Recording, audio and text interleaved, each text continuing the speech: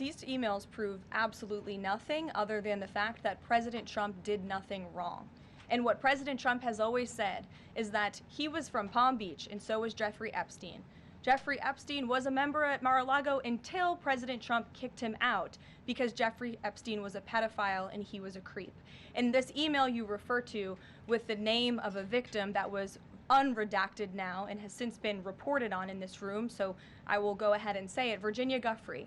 And it was CBS's own reporting, Ouija, that recently wrote that Miss Giuffre maintained, and God rest her soul, that she maintained that there was nothing inappropriate she ever witnessed, that President Trump was always extremely professional and friendly to her.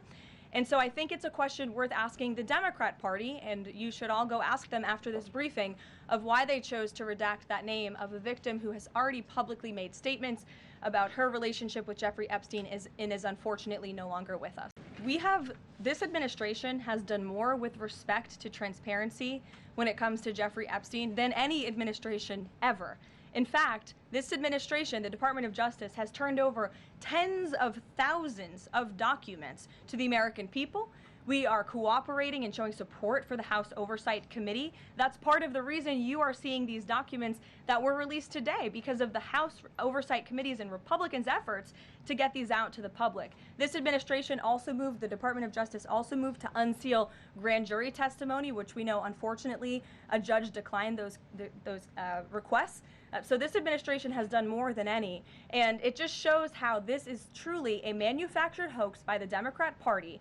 For now they're talking about it all of a sudden because President Trump is in the Oval Office. But when Joe Biden was sitting in there, the Democrats never brought this up. This wasn't an issue that they cared about because they actually don't care about the victims in these cases. They care about trying to score political points against President Trump, as we have, of course, seen with this government shutdown. And this entire thing, again, it's not a coincidence to the American people at home. There are no coincidences in Washington, D.C. And it is not a coincidence that the Democrats leaked these emails to the fake news this morning ahead of Republicans reopening the government. This is another distraction campaign by the Democrat and the liberal media, and it's why I'm being asked questions about Epstein instead of the government reopening because of Republicans and President Trump.